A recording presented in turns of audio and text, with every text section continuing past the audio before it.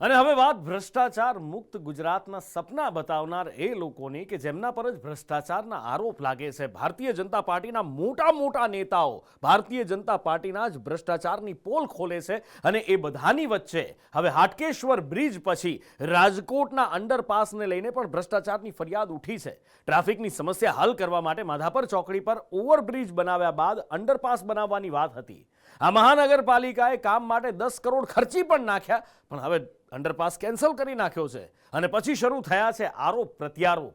અને બીજી બાજુ જામનગરમાં વિપક્ષે તો ત્યાં સુધી આરોપ લગાવી દીધો છે કે પાલિકાનો દરેક વિભાગ ભ્રષ્ટાચારથી ખદબદે છે।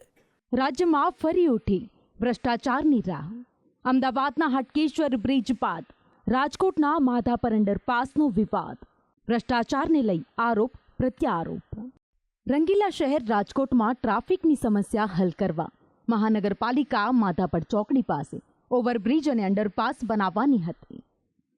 માધાપર ચોકડી પાસે ઓવરબ્રિજ તો બની ગયો, પણ અંડરપાસ બન્યો નહીં। કોર્પોરેશને તેના માટે 10 કરોડ ખર્ચી પણ નાખ્યા। સર્વિસ રોડ અને ડ્રેનેજના કામ પાછળ આ ખર્ચો કરાયો, પણ હવે 10 કરોડ ખર્ચાયા બાદ અંડરપાસને કેન્સલ કરવામાં આવ્યો। અંડરપાસ કેન્સલ કરાતા આર&બી વિભાગ પર કૌભાંડના આરોપ લાગ્યા છે।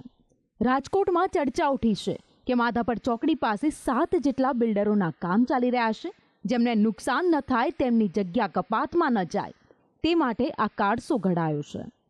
રાજકોટમાં વધુ એક કૌભાંડ રચવાનો કારસો સામે આવ્યો છે। માધાપર ચોકડી ખાતે ઓવરબ્રિજ બન્યા બાદ અંડરપાસ બનાવવાનું નક્કી કરવામાં આવ્યું હતું। માર્ગ અને મકાન વિભાગ જે છે તેમના દ્વારા આ જે અંડરપાસ બનાવવાનું નક્કી કરવામાં આવ્યું હતું, પરંતુ હવે તે અંદરખાને મિટિંગ કરીને તે હવે કેન્સલ કરી દેવામાં આવ્યું છે, કારણ કે અહીંયાના જે કોર્પોરેશનના જે ડેપ્યુટી જે મેયર જે છે તેમજ અન્ય 7 બિલ્ડરો જે છે તેમની જમીનો અને કોમ્પ્લેક્સો અહીંયા માધાપર ચોકડી પાસે આવેલા છે તે કપાત ન થાય તે માટે એક કારસો જે છે તે રચવામાં આવ્યો છે કે અહીંયા અંડરપાસની જરૂરિયાત રહેતી નથી તેવું પણ તે કંપની દ્વારા કહેવામાં આવ્યું છે। એટલે ક્યાંક ને ક્યાંક 7 જેટલા બિલ્ડરો જે છે તેમને મોટો ફાયદો કરાવવા માટે માર્ગ અને મકાન વ્યવહારે અંદરખાને મિટિંગ કરી લીધી છે અને અંડરપાસ ન બનાવવા માટે એક નિર્ણય લેવામાં આવ્યો છે ને એક વધુ એક કૌભાંડનો કારસો જે છે તે રચવામાં આવ્યો છે।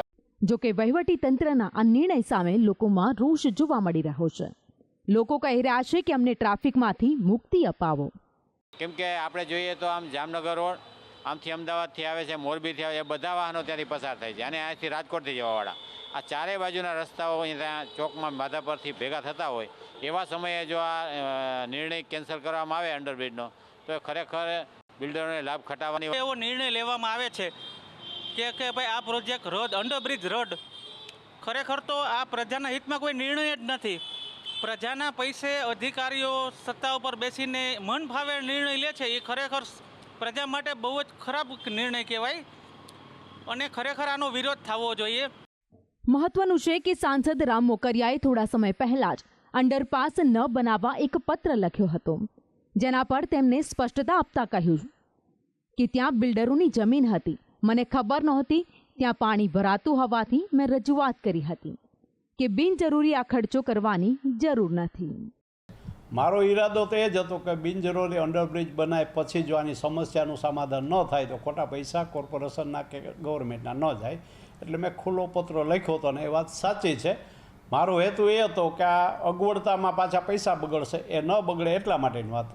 સરકારના તજજ્ઞ હોય છે, એના એન્જિનિયર હોય છે, અને એમાં મેં સ્પષ્ટ લખ્યું હતું ભાઈ તમે તપાસ કરો, જાણો રિપોર્ટ, અને પછી યોગ્ય લાગે તો આ કામ ન થવું જોઈએ, અને યોગ્ય ન લાગે તો કરો તો વિકાસના કામમાં કોઈ દિવસ કોઈ આડું પડે નહીં।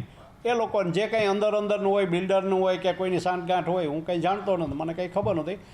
જો કે આ મામલે કોંગ્રેસ પણ આક્રમક છે। કોંગ્રેસ કહી રહી છે કે આ બધો કારસો બિલ્ડરોને ફાયદો કરાવવા માટે ઘડવામાં આવ્યો છે। મહેશ રાજપૂત કહી રહ્યા છે કે ભાજપના સાંસદો લોકોને છેતરવાનો પ્રયાસ કરી રહ્યા છે।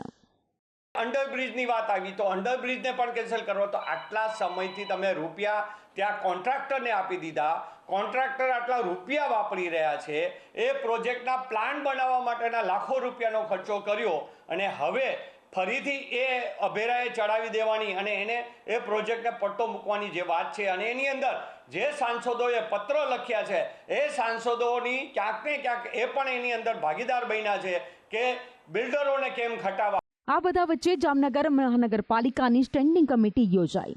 તે પહેલા જ કોર્પોરેશનમાં વિશેષ ભ્રષ્ટાચાર મુદ્દે વિરોધ પ્રદર્શન યોજાયું હતું. રોડ, રસ્તા, ભૂગર્ભ, આરોગ્ય, આંગણવાડી સહિતના કામોમાં ભ્રષ્ટાચાર થતો હોવાનો વિપક્ષે આરોપ મૂક્યો છે. જામનગર મહાનગરપાલિકામાં ભ્રષ્ટાચાર એક પણ એવી કચેરી નથી કે જ્યાં ભ્રષ્ટાચાર ના થતો હોય. જામનગરની તળાવની પાળની વાત લઈ લ્યો.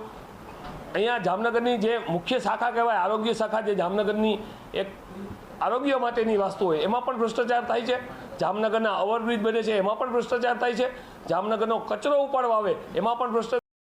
વિપક્ષના આરોપો પર સ્ટેન્ડિંગ કમિટીના ચેરમેન કહી રહ્યા છે કે તમારી પાસે ભ્રષ્ટાચારના પુરાવા હોય તો એસીબીમાં ફરિયાદ કરો. આવું કંઈ થતું હોય તો તેમને એન્ટી કરપ્શન ડિપાર્ટમેન્ટની સાથે જાણ કરવી જોઈએ. અહીંયા ધરણા કરવાથી કોઈ આનો ઉકેલ ના આવે, એટલે આ માત્ર વિરોધ પક્ષ છે એ આક્ષેપ કરતા હોય તેવું લાગે છે. આમ ફરી રાજ્યમાં વિકાસના કામમાં થતા ભ્રષ્ટાચારની રાવ ઉઠી છે.